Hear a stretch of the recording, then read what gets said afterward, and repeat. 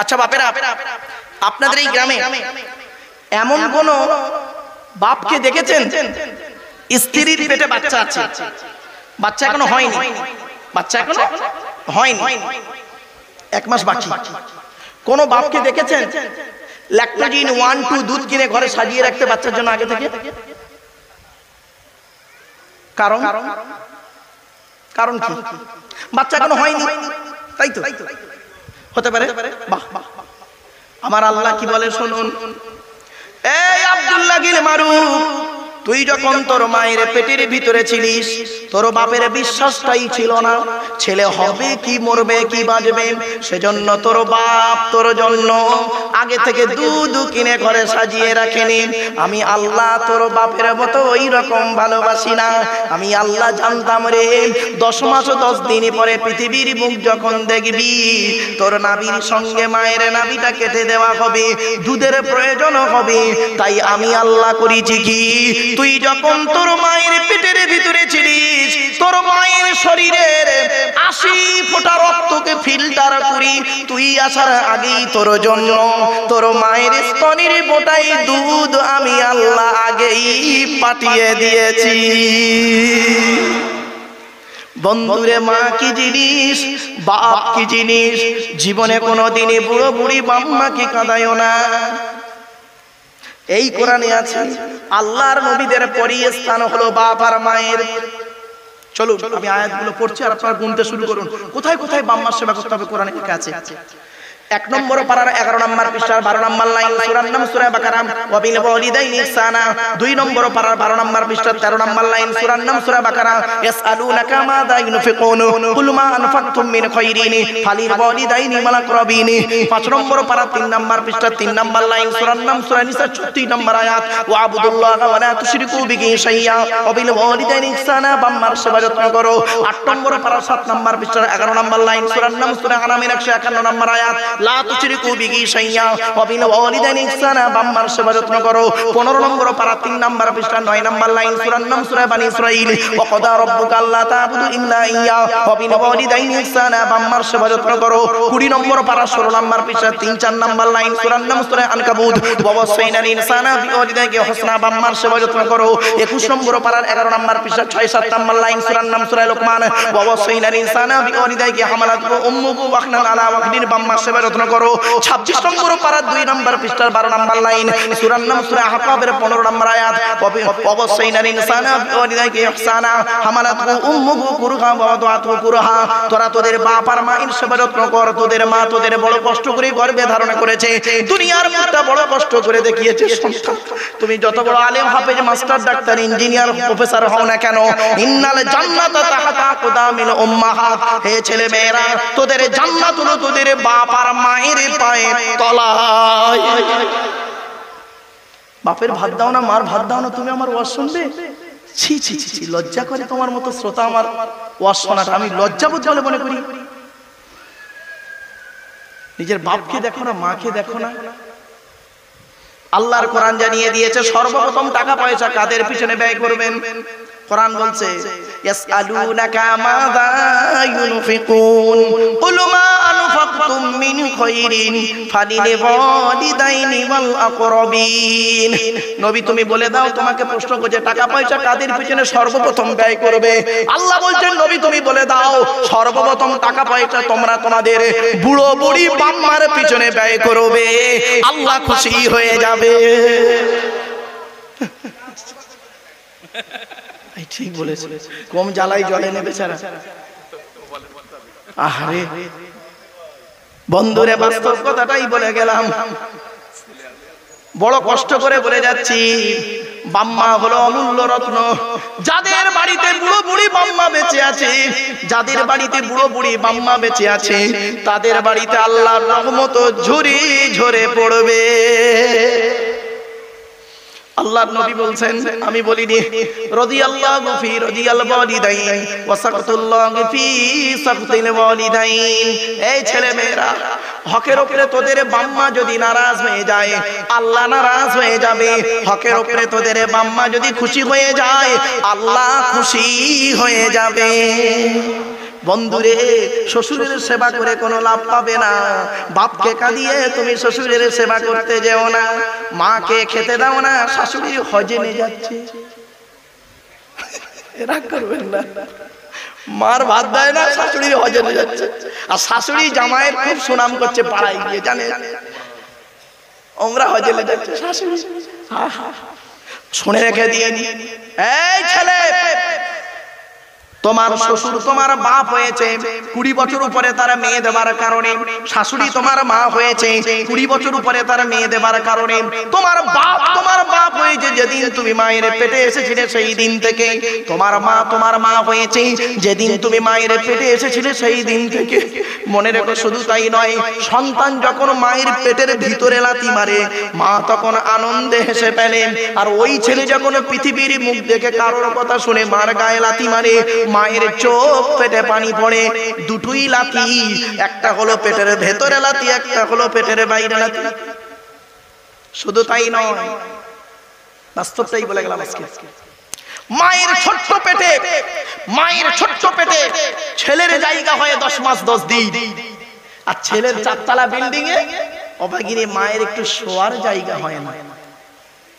আহারে, শুধু তাই নয়, আল্লাহর নবীর কাছে একজন ছেলে এসে বলছেন, ক্বালা জা রাজুলুন ইলা রাসূলিল্লাহি সাল্লাল্লাহু আলাইহি ওয়াসাল্লাম ইন্নী উরিদুল জিহাদ ইয়া রাসূলুল্লাহ। আল্লাহর নবীকে বলছেন, ইয়া রাসূলুল্লাহ, আমি যুদ্ধের ময়দানে শহীদ হতে চাই। নবীজি বললেন, ক্বালা হাইয়ুন আবওয়াকা, তোমার বাপ আর মা কি জীবিত আছে? ছেলেটি বললেন, হ্যাঁ, বাম্মা জীবিত। নবী বললেন, ক্বালা ফাফিহিমা ফাজাগি, চলে যাও, তুমি বাম্মার সেবা যত্ন করো। বাপ আর মা যদি দোয়া দিয়ে দেয়, তুমি শহীদের মর্যাদা পেয়ে যাবে। ও বন্ধু, পৃথিবীর জমিনে 3 ব্যক্তির দোয়া আল্লাহর দরবারে কবুল হয়, কোনো মিস যায় না। রাসূল বললেন, সালাসু দাওয়াতিন মুস্তাজাবাতিন লা শাক্কা ফিহি, 3 ব্যক্তির দোয়া আল্লাহর দরবারে কবুল হয়, কোনো মিস যায় না। 1 নাম্বার হলো দাওয়াতুল মাজলুম, অত্যাচারকৃত মানুষের দোয়া। কোন স্বামী যদি তার স্ত্রীর উপরে অন্যায়ভাবে অত্যাচার করে, স্ত্রী স্বামীর উপরে যদি অন্যায়ভাবে অত্যাচার করে, শাশুড়ি বৌমার উপরে, বৌমা শাশুড়ির উপরে, ননদ ভাবির উপরে, ভাবি ননদের উপরে যদি অন্যায়ভাবে অত্যাচার করে, আল্লাহর তরফ থেকে গজব পড়বে, বলতে আর হবে না। ওয়াদাবাতুল মুসাফিরি, মুসাফিরের দোয়া আল্লাহ কবুল করে। 3 নাম্বার হলো ওয়াদাবাতুল ওয়ালিদি আলা ওয়ালাদিহি, কোন বাপ আর মা যদি নিজের কলিজার টুকরা সন্তানের জন্য দোয়া চেয়ে যায়, বিদ্যুতের থেকে দ্রুত গতিতে বাম্মার দোয়াটা আল্লাহর দরবারে কবুল হয়ে যায়। বন্ধু, বাড়িতে গিয়ে ভাববেন, বাম্মা এমন জিনিস। বাপেরা, সত্যি কথা বলুন তো দেখি, দয়া করে একবার হাতটা তুলবেন, লজ্জা করবেন না কেউ। কাদের বাপ মারা গেছে, অথবা মা মারা গেছে, অথবা বাম্মা দুজনে মারা গেছে, একটু হাত তুলুন তো দয়া করে। হাতটা নামান। বাবা, আমি একজন পিতামাতা হারা সন্তান। 2019 সালের অক্টোবর মাসের 3 তারিখ শুক্রবার আমি আমার বাপকে হারিয়েছি। 2023 সালে জুন মাসের 28 তারিখ বৃহস্পতিবার, বগুড়া ঈদের দিন বেলা 11:30টার সময় আমি আমার মাকে হারিয়েছি। বাপের জানাজা আমিই পড়িয়েছি, মায়ের জানাজা আমিই পড়িয়েছি। আমি একটি মাত্র সন্তান। বাপ আর মাকে কবরে দিয়ে পৃথিবী শেষ মুখ দেখেছিল আমার বাম্মার। এই পৃথিবীর জমিনে সর্বশেষ যে মুখ দেখেছিল ইনসান, আমার বাপ আর মায়ের আমি। কারণ আমি মাথার ধারে নেমেছিলাম, আমি ঠিক করে দিয়েছি ওই শেষ দেখা। আমার পরে আর পৃথিবীর কোনো মানুষ আমার বাম্মার মরা মুখ দেখেনি। বন্ধু, সেই বাপ আর মায়ের মাটি দিয়ে আসার পর থেকে আজ পর্যন্ত পৃথিবীর কোনো মানুষকে অন্তর থেকে আব্বা বা মা বলে ডাকতে পারিনি। আপনারা পেরেছেন? আপনারা পেরেছেন? বন্ধুরে, বাপ বাপই হয়, শ্বশুর কোনোদিন বাপ হতে পারে না, শাশুড়ি কোনোদিন মা হতে পারে না। বাম্মার মূল্য দিন। 4 জনকে খুশি করলে জান্নাতি। তুমি আল্লাহকে খুশি করো, নবীকে খুশি করো, তোমার জন্মদাতা বাপকে খুশি করো, পেটে ধরা মাকে খুশি করো, 4 জনকে খুশি করো, তুমি জান্নাতি। অনুরোধ করে বলে যাচ্ছি, জীবনে কোনোদিন বাম্মাকে কাঁদাইও না। অনেক মানুষ এমন আছে বাম্মাকে দেখে না। আমি এই জন্য বক্তব্যের শুরুতে একটা কথা বলেছিলাম, হয়তো অনেকে শুনে একটু রেগে গেছিলেন। আমি বলেছিলাম যে জলসা যখন দেবেন 3টে জিনিসকে ঠিক রাখবেন। 1 নাম্বার বলেছিলাম বক্তা, বলেছিলাম না বাবা? হ্যাঁ, বক্তার দুটো জিনিস দেখবেন, এক নাম্বার বক্তাটি সত্যিকারের আলেম কিনা, দু নাম্বার বক্তাটির আমল আছে কিনা। কেন কথাটা বলেছিলাম বাবা, যেদিন আমি অন্ধকার নীরব নগরে চলে যাব, সেদিন কত বক্তা আছে বাম্মার ভাত দেয় না, কত বক্তা আছে 5 ওয়াক্ত নামাজ পড়ে না, কত বক্তা আছে রমজান মাসে রোজা রাখে না, কত বক্তা আছে ছেলে মেয়ের স্ত্রীর হক আদায় করে না, কত বক্তা আছে কি বলবো বিড়ি সিগারেট খাইবো বাবা, আর পান থেরেঙ্গা খৈনি গুটকা শান্তি অশান্তি বিমল আর সব গুলমুল যা আছে ও তো একদম সিম্পল মাইন্ড। কত বক্তা আছে না, চরিত্রটাও ঠিক নেই বাপ। এজন্যই বলেছিলাম কথাটা, হয়তো অনেকে বুঝতে ভুল করেছিলেন আমাকে। আমার গাড়ির সামনে একটা বোর্ড লাগানো আছে, দেখবেন ওয়ার্ল্ড হিউম্যান রাইটস কাউন্সিল, বিশ্ব মানবাধিকার পরিষদ, ওয়ার্ল্ড হিউম্যান রাইটস কাউন্সিলে আমি হতভাগা একজন দিল্লিতে ন্যাশনাল প্রেসিডেন্ট। বাপেরা, বাস্তবটাই তুলে ধরলাম আপনাদের কাছে। বাম্মা কি জিনিস মূল্যায়ন করতে শেখুন। যাদের বাম্মা মরে গেছে তারা এখন কি করবেন বলুন। আল্লাহ রাসূল একদিন দাঁড়িয়ে আছে, একজন যুবক ছেলে এসে বলছে, ইয়া রাসূলুল্লাহ, আমি যুদ্ধের ময়দানে গিয়েছিলাম, এসে দেখছি আমার মা মারা গেছে, এখন আমি কি করব বলুন, কি করব বলুন। নবীজি বললেন, শোনো, তুমি তোমার মায়ের জন্য দুটো কাজ করো। এক নাম্বার, মায়ের জন্য দান খয়রাত করো, আর মায়ের রুহে মাগফিরাতের দোয়া চাও, আল্লাহ যেন তোমার মাকে ক্ষমা করে দেয়, আর মায়ের জন্য দান খয়রাত করো। বাপেরা, আল্লাহ আপনাদের অর্থ দিয়েছে, মরা বাম্মার নামে 4টা করে ফকির খাওয়াতে পারেন না প্রতি সপ্তাহে? যদি বললেন হুজুর আপনি খাওয়ান, হ্যাঁ বাবা খাওয়াই, আমি খাওয়াই। বাস্তবটাই বলছি আপনাদের, আপনারা গরিবকে দান করুন, দান করলে গুনাহ মাফ হয়, দান করলে গুনাহ মাফ হয়। কোরআনে আছে, দানের আয়াতটা এখন আসেনি, ব্যাপক আলোচনা, কটা বলবো আপনাদের। আরেকটা কথা আপনাদের বলে যাচ্ছি, একজন ব্যক্তি বললেন, ইয়া রাসূলুল্লাহ, আমার বাম্মা মারা গেছে, আমি এখন কি করতে পারি? নবীজি বললেন, শুনুন, মান যারা কবরা আবাওয়াইহি আও ওয়াহদিহিমা ফি কুল্লি জুমআতিন গুফিরা লাহু ওয়া কুতিবা লাহু বারাআ। নবী বলেন, জুম্মার দিনে যদি কোনো ছেলে তার বাপ আর মায়ের কবরটা একবার জিয়ারত করে, ছেলের দোয়ার ওসিলায় বাম্মার কবরটাকে আল্লাহ আলোয় আলোকিত করে দেয়। হ্যালো হ্যালো হ্যালো, ও বাবা অসুবিধা হলো, সে মাইক বলা আছে। Hello hello hello,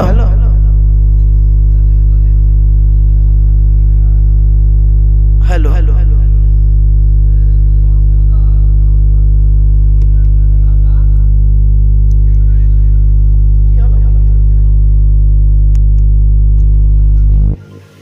hello, hello hello, চলেন চলেন। মাসে যদি 4টে শুক্রবার হয়, সত্যি কথা বলুন, মিথ্যা বলবেন না এখানে বসে, মাসে যদি 4টে শুক্রবার হয়, বছরে কটা হবে? 4 × 12 = 48। সত্যি কথা বলুন, বছরে 30 বার বাম্মার কবরের ধারে যান। শবে বরাতের রাতে একবার যায়, তাও আবার একা একা নয়, ভাড়াটিয়া লোক ইমাম সাহেবটাকে সাথে করে নিয়ে। তোমার বাম্মা মরে গেছে, তুমি তোমার বাম্মার কবর জিয়ারত করবে না, তুমি ভেবেছো কি তুমি মরে গেলে তোমার ছেলে তোমার কবরে যাবে? It is very impossible matter, অসম্ভব ব্যাপার। বাস্তবটাই বলে গেলাম। বাম্মার নামে দান খয়রাত করুন, বাম্মার কবরটা জিয়ারত করুন, আর যাদের বাম্মা বেঁচে আছে মূল্যায়ন করতে শিখুন, বাম্মাকে সেবা করুন, বাম্মাকে কোনোদিন কাঁদাবেন না, লোকের কথা শুনে বাপের প্রতি অত্যাচার, মায়ের প্রতি অত্যাচার করবেন না, এই অনুরোধ বলে যাচ্ছি। চলো, আজকে আমাদের আলোচনা চলছিল কোথায়? আল্লাহর আলোচনা। আল্লাহর আলোচনা করতে গিয়ে আমি করলাম কি, আপনাদের কাছে বেশ অনেকক্ষণ কথা বলে ফেলেছি, অনেক অসুবিধা হচ্ছে না বাবা? শুধু আল্লাহ সম্পর্কে আলোচনা, অনেক আলোচনা, কটা বলবো আপনাদেরকে? চলো চলো, আল্লাহর আলোচনার অনেক রয়েছে, একাধিক। আল্লাহ বলছেন, ওয়ালাউ আন্না মা ফিল আরদি মিন শাজারাতিন আকলামু বাল বাহরু ইয়ামুদ্দুহু মিন বা'দি সাবাতু আবহুরিম মানাফিতাত কালিমাতুল্লাহ। 21 নম্বর পারা 12 নম্বর পৃষ্ঠা 13, 14, 15 নম্বর লাইন, সূরার নাম সূরা লোকমান। আল্লাহ বলছেন, পৃথিবীর সমস্ত বৃক্ষগুলোকে কলম বানা, আর সমস্ত সমুদ্রের কালিগুলো, পানিগুলোকে কালি তৈরি করে আমার প্রশংসা লিখতে শুরু কর, লিখেও শেষ করতে পারবি না। জোরে বলে। আল্লাহ আরো অন্য জায়গায় বলছেন, ওয়াইন তাউদ্দু নি'মাতাল্লাহ লা তুহসুহা, আমার নিয়ামতগুলোকে গণনা করতে শুরু কর, গুনেও শেষ করতে পারবি না। জোরে বলুন সুবহানাল্লাহ। আমি তো ভেবেছিলাম আজকে কোরআনে একটি সূরা তাফসীর করব। আমি আপনাদের অনুরোধ করে বলে যাচ্ছি বাবা, আমি অর্ডার করছি না, আগেই বলে দিয়েছি, আমার অর্ডার করার অনুমতি নেই। আমি আবেদন করছি আপনাদের, আপনারা এই জলসাটাকে তাফসীরুল কোরআনের মাহফিল দেবেন, একটা বছরে একটা করে সূরা তাফসীর দেবেন। That's enough. এক একটা বছরে একটা করে সূরার তাফসীর, বাস শুরু থেকে শেষ পর্যন্ত সূরাটার তাফসীর হবে। ওই এখান থেকে খামচা মারবে, ওখান থেকে খামচা মারবে, এর গোজা মারবে, ওর গোজা মারবে, এই জলসায় বরকত হবে না। কোরআনের তাফসীর হলো পৃথিবীর সবচেয়ে উত্তম আলোচনা, ঠিক না বেটি? এই এটা উত্তর 24 পরগনা ভাই, আর চৈতলটা উত্তর 24 পরগনা। হ্যাঁ, এই উত্তর 24 পরগনায় ধারাবাহিক একটা তাফসীরুল কোরআনের মাহফিল হয় চৈতল ঘাটে ফাল্গুন মাসে 1 তারিখ 2 তারিখ। তো আমি ফাল্গুন মাসে 2 তারিখে থাকি, কয়েক বছর ধরে আমি আসছি। এবছরের সূরা ফাতিরের তাফসীর হলো, শেষ হবে এবছরের সূরা ফাতিরের তাফসীর। কোন বছরের সূরা সফ, সূরা জুমা, সূরা তাগাবুন, সূরা তাহরিম, সূরা মুমতাহিনা, বিভিন্ন সূরা মুনাফিকুনের তাফসীর হয়েছে, সূরা হুজুরাতের তাফসীর হয়েছে। এবারে সূরা ফাতির 22 পারায় সূরা ফাতিরের তাফসীর শেষ হবে আগামী বছর ইনশাআল্লাহ। এই পশ্চিম বাংলা বেশ কিছু তাফসীরুল কোরআনের মাহফিল হয়, আমি সেখানে বলে দিই এক একটা সূরার তাফসীর শুরু থেকে শেষ পর্যন্ত। এই সূরাটার মধ্যে কি কি আলোচনা আছে, 3 ঘন্টা 3.5 ঘন্টা 4 ঘন্টা একটা সূরার আলোচনা, ব্যাস। বাপেরা কোরআনের তাফসীর দেবেন। এই জলসার বয়স যদি ধরুন 50 বছর হয়, তো একটা করে সূরার তাফসীর হলে 50টা সূরার তাফসীর এই এলাকার মানুষ শুনতে পারবে, ঠিক না ঠিক? আমার বাপেরা, এই আবেদন করে গেলাম আপনাদেরকে। কোরআন হলো পৃথিবীর শ্রেষ্ঠ নিয়ামত। এই কোরআন নিয়ে সারা বিশ্ব গবেষণা করছে, এই কোরআনের ভিতরে কি আছে, কোরআন কি আছে, এর পরিচয়টা একটু দিয়ে নিই। চলো। এই কোরআন আল্লাহর তরফ থেকে জিবরাইলের মাধ্যমে হযরত মুহাম্মদ সাল্লাল্লাহু আলাইহি ওয়াসাল্লামের উপরে আরবের মক্কা নগরের নিকটবর্তী একটি গুয়াটির নাম হলো হেরা। হেরা নামক গুয়াতে 610 খ্রিস্টাব্দে 1 ফেব্রুয়ারি সোমবার, কত বললাম 1 ফেব্রুয়ারি সোমবার, কত সাল? 610, কত? 610 সালে 1 ফেব্রুয়ারি সোমবার। আর আজকের তারিখটা কত আছে? 2025 সাল।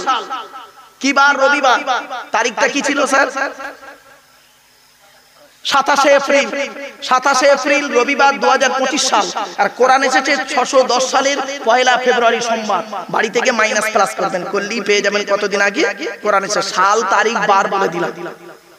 কোরআনের প্রথম আয়াত হলো ইকরা, রিড, পড়ো পড়ো পড়ো পড়ো।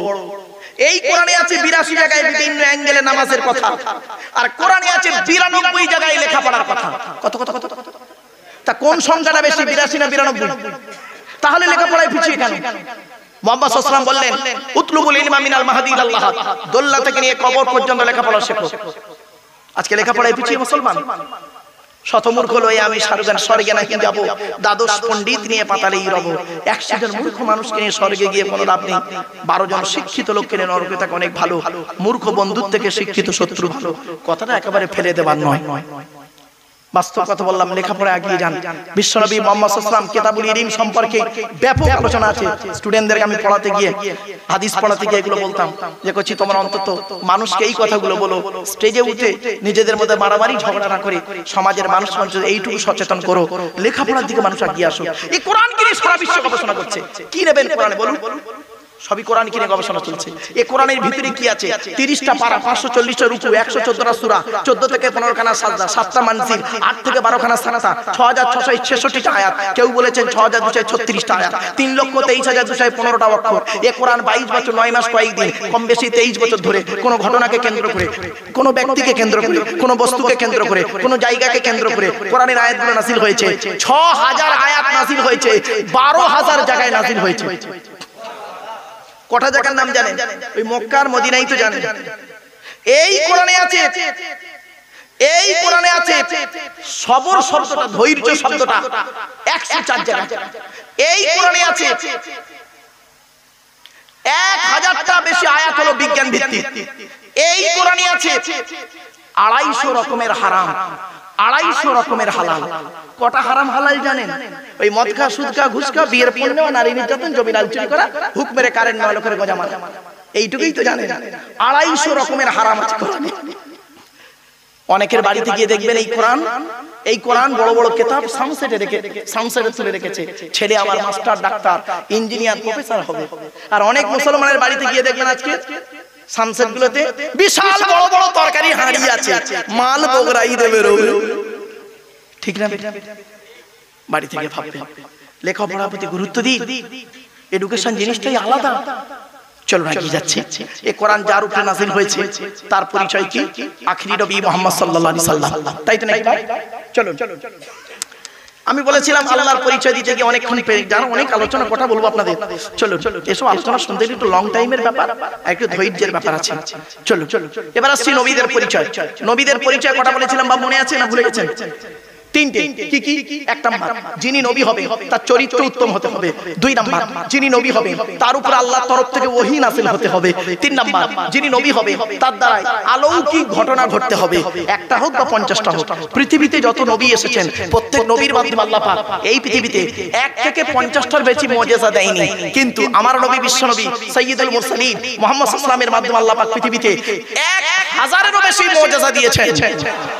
সর্বশ্রেষ্ঠ হলো কোরআন মাজিদ নাযিল করা।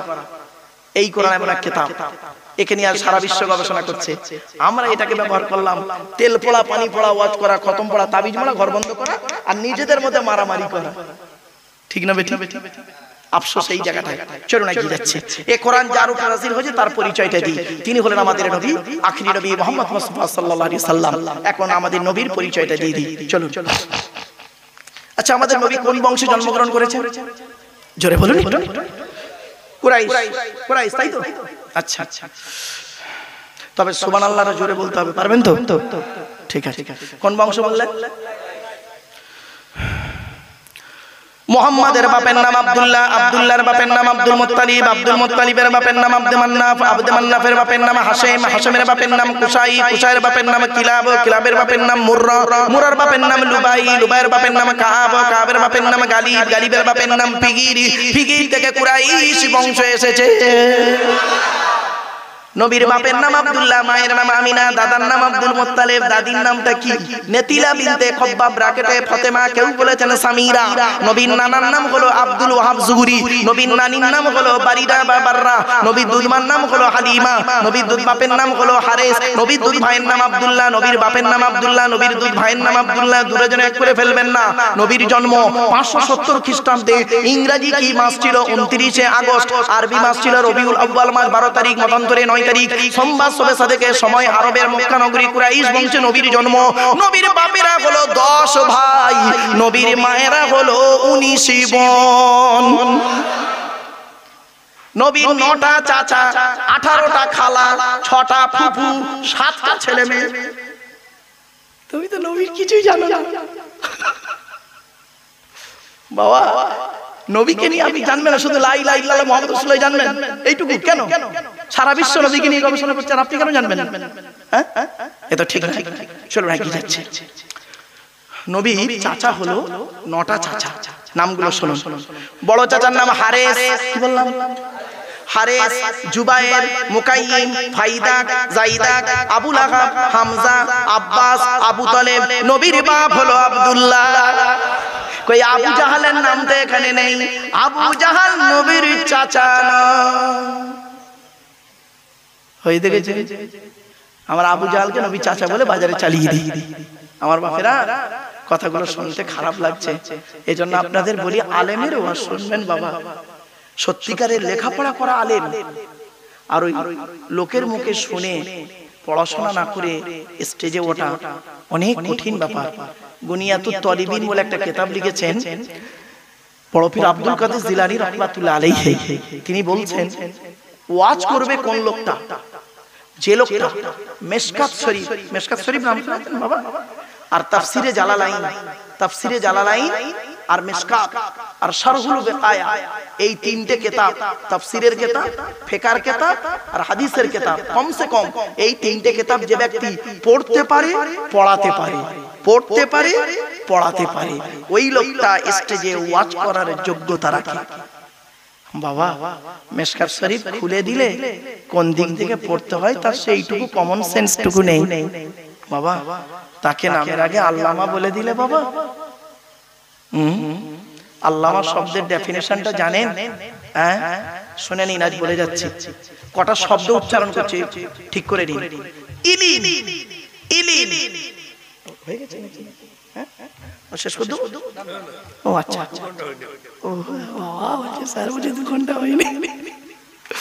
আমার অসুবিধা নেই, ও কালকে আমার স্কুল রয়েছে তো ওই জন্য প্রবলেম। চল চলেন। ইলিম, আলাম, আলাম, আলিম, আলিম, আল্লামা, আলাম। কটা শব্দ উচ্চারণ করলাম? সাত রকম শব্দ হলো।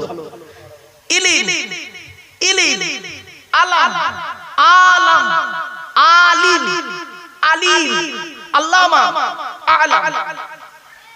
একটু মানে শুনে নিন। ইলিম মানে জ্ঞান, আলাম মানে পতাকা, পতাকা, এই যে পতাকা, ফ্ল্যাগ। আলাম, আতে টান হবে, আলাম মানে হচ্ছে জগৎ। আলহামদুলিল্লাহ রাব্বিল আলামিন নয়, আলামিন বলতে হবে। আলামিন বললে গুনাহ হবে, ভুল হবে। যেখানে টান নেই সেখানে টান দেয়, আর যেখানে টান আছে সেখানে টান দিয়ে টান দেবে না, এটাই তো ভুল, অশুদ্ধ এখানেই তো হয়। বাবা যেখানে টান আছে সেখানে টান দাও, নইলে মানে পাল্টে যাবে। আলাম মানে হচ্ছে জগৎ। আলহামদুলিল্লাহ রাব্বিল আলামিন, আলামিন নয়, আলামিন। এবার আসছে আলিম, ইসমে ফাইল, জ্ঞানী। আলিম সিফাতে মুশাব্বাহ, এর উপরে হচ্ছে অধিক জ্ঞানী। আল্লামা ইসমে মুবালাগা, অধিক জ্ঞানী লোককে বলা হয় আল্লামা। আল্লামা যাকে তাকে বলে না গো বাবা, অধিক জ্ঞানী লোককে বলা হয় আল্লামা। আর তার উপরে সর্বজ্ঞানীকে বলা হয় আলাম। নিজের নামটা হয়তো আরবিতে, নিজের অ্যাড্রেসটা আরবিতে লিখতে পারবে না, নিজের অ্যাড্রেসটা আরবিতেও লিখতে পারবে না, তার নামের আগে আল্লামা বসিয়ে দিলে বাবা চলো চলো ওই মাঠে দেখা হবে। ওই মাঠে, যে মাঠে বাপ তার ছেলের কোনো উপকার করতে পারবে না, ছেলে তার বাপের কোনো উপকার করতে পারবে না, ওই মাঠে দেখা হবে। ইয়া আইয়ুহান নাসু তাকু রাব্বাকুম ওয়াখশাউ ইয়াওমান লা ইয়াজজি ওয়ালিদুন আম ওয়ালাদিহি ওয়ালা মাউলুদুন হুয়া জাযিন আম ওয়ালিদিহি শাইয়্যা ইন্না ওয়া'দাল্লাহি হাক্কুন ফালা তাগুররান্নাকুমুল হায়াতুদ দুনিয়া ওয়ালা ইয়াগুররান্নাকুম বিল্লাহিল গুরুর। সূরা লোকমানের 33 নম্বর আয়াত। ওই মাঠে দেখা হবে। ইয়াউমা ইয়াজমাউকুম লিয়াউমিল জামঈ যালিকা ইয়াউমুত তাকাবুন, সূরা তাকাবুনের 9 নম্বর আয়াত। ওই মাঠে দেখা হবে। ইয়াউমা ইয়াফিরুল মারউ মিন আখিহি ওয়া উম্মিহি ওয়া আবি ওয়া সাহিবাতিহি ওয়া বানি লিকুল্লি ইমরিইন মিনহুম ইয়াউমা ইযিন শানুন ইউগনি। ওই মাঠেই দেখা হবে। বাস্তবটাই বললাম বাবা, চলুন এগিয়ে যাচ্ছে। মুহাম্মদ সাল্লাল্লাহু আলাইহি ওয়াসাল্লামের 7টা পুত্র সন্তান, 7টা, 3টে পুত্র সন্তান, 4টে কন্যা সন্তান। 3টে পুত্র সন্তানের নাম কি? বড় ছেলেটার নাম হলো কাসেম। কি বললাম বাবা? কাসেম। তারপরে সন্তানের নাম হলো, বাবা এই কাসেম শব্দটা যখন আসে না, এই মানুষটা, এই নামের সঙ্গে আমার একটা আত্মার জড়িত আছে। জড়িতটা কি বলি আপনাদের? ফুরফুরা ফাতিহা সিনিয়র টাইটেল মাদ্রাসা নাম শুনেছেন বাবা? আবার নাম শুনেছেন বলেন না? হ্যাঁ, ফুরফুরা শরীফ বলে ফুরফুরা ফাতিহা সিনিয়র টাইটেল মাদ্রাসা বিখ্যাত একজন ভারত বিখ্যাত আলেম ছিলেন, যার নাম ছিল আল্লামা আবুল কাসেম সিদ্দিকী রাহমাতুল্লাহ আলাইহি। কয়েক বছর আগে তিনি আল্লাহর ডাকে সাড়া দিয়ে চলে গিয়েছেন। খুব বড় আলেম ছিলেন। 19টা বছরের ব্যক্তিটার কাছে আমি কাটিয়েছি, 19টা বছর কাটিয়েছি। মানুষটা কি মানুষ ছিলেন দেখেন, কারোর সম্পর্কে কিছু বলতে গেলে তার সম্পর্কে ডিটেইলস না জেনে বলাটা ঠিক না, ঠিক না বেটি? দূর থেকে কোনো কথা নিয়ে নেগেটিভ পজিটিভ না জেনে বাজে মন্তব্য করবেন না। কোরআনে আল্লাহ বলছেন, ইয়া আইয়ুহাল্লাযীনা আমানু ইন জাআকুম ফাসিকুম বিনাবাইন ফাতাবায়ানু আও তুসিবু কওমান বিজাহালা ফাতুসবিহু আলা মা ফাআলতুম নাদিমিন। আল্লাহ বলেন, হে ইমানদার বান্দাগণ, কোন ফাসিক ব্যক্তি কারোর সম্পর্কে কোনো তথ্য দিলে তুমি সেটাকে যাচাই না করে কোনোদিন আগে বেড়ে যাও না। যদি যাচাই না করে গিয়েছো, অপমানিত লাঞ্ছিত হয়ে বাড়ি ফিরবে। কিছু বুঝতে পারছেন? এজন্য বাপ কারোর সম্পর্কে কোনো কথা বলতে গেলে একটু যাচাই বাছাই করবেন। কেন নিজের পথটাকে, পাপটাকে কুড়িয়ে আনছেন? ইয়া আইয়ুহাল্লাযীনা আমানু ইজতানিবু কাসীরাম মিনাজ যন্নি ইন্না বা'দাজ যন্নি ইসমুন ওয়া লা তাজাসসাসু ওয়া লা ইয়াগতাব বা'দুকুম বা'দা আইয়ুহিব্বু আহাদুকুম আন ইয়াকুলা লাহমা আখিহি মাইতান ফাকারিহতুমু। আল্লাহ বলতে, হে ইমানদার বান্দাগণ, লোকের পরনিন্দা পরচর্চা করা থেকে দূরে সরে থাকো, লোকের গোপন জিনিসগুলো খোঁজা থেকে দূরে সরে থাকো, আর লোকের গিল্লা গীবত গাইতে যেও না। তোমাদের মধ্যে এমন কেউ আছো নাকি মরা ভাইয়ের গোশত খেতে ভালোবাসো? ফাকারিহতুমু, সুতরাং তোমরা এটাকে অত্যন্ত ঘৃণা বলে মনে করো, সুতরাং সাবধান হয়ে যাও। চলুন এগিয়ে যাচ্ছি। নবীজির 3টে পুত্র সন্তান। বড় ছেলেটার নাম হলো কাসেম, তারপরে ছেলেটার নাম হলো তাহির বা তৈয়ব, ছোট ছেলেটার নাম হলো ইব্রাহিম। 4টে কন্যা সন্তান। 4টে কন্যা সন্তানের নাম কি? বড় মেয়েটার মেয়েটার নাম হলো যায়নাব, রুকাইয়া, উম্মে কুলসুম, ছোট মেয়েটার নাম হলো ফাতিমা, যার সঙ্গে নবীজি আলীর বিবাহ দিয়েছিলেন। হযরত আলী রাদিয়াল্লাহু তাআলা আনহুকে রাসূলুল্লাহ জামাই করলেন কেন? অনেক কারণ। আল্লাহ একাধিক গুণদান করেছিলেন হযরত আলী রাদিয়াল্লাহু তাআলা আনহুর মধ্যে। তা বলে আলীকে আবার নবী বলে মানবেন না, এই কথা বলেছি বলে আলীকে নবী বলে মানবেন, তাহলে আবার সব অন্য দলে হয়ে যাবেন। মনে রাখবেন, অনেকের ধারণা হয় আলী সব নবী কিছু না, খবরদার না, নাউজুবিল্লাহ, এটা কোনোদিন বলবেন না। চলে আলী হলেন আল্লাহর নবীর চাচাতো ভাই, আল্লাহর নবীর জামাতা, আবার আখিরি নবীজির মানে ইসলামের চতুর্থ খলিফা, ইত্যাদি ইত্যাদি। এটা মানে নবীর সাহাবী, এটা মনে রাখবেন। নবীর সঙ্গে মানে নবীর উপর আবার স্থান দিয়ে বসবেন না। অনেক ব্যক্তি আছে দেখবেন নবীকে ভক্তি করতে করতে না আল্লাহর জায়গায় বসিয়ে দিয়ে ফেলে, বলে ফেলে, আবেগে বলে ফেললো যে খোদা খায় ওহি নবী হ্যায়, নবী খোদা সে জুদা নেই। যে আল্লাহ সেই নবী, আল্লাহ নবী নাকি আলাদা আলাদা এক, नाउज़ुबिल्लाह। जो खुदा का वही नबी है, नबी खुदा से जुदा नहीं, ये बात तो बिल्कुल सही नहीं। अगर कोई मौलाना तकरीर में ऐसा कहे जो खुदा का वही नबी है, नबी खुदा से जुदा नहीं, उस मौलाना को तकरीर करने के बाद दोबारा ईमान लाना जरूरी है। लिहाजा खुदा के जाते मुबारक अलग है, रसूल के जाते मुबारक अलग है। यही अकीदा अहले सुन्नतुल जमात की है। কিছু বুঝতে পারছেন বাবা? চলেন এগিয়ে যাই।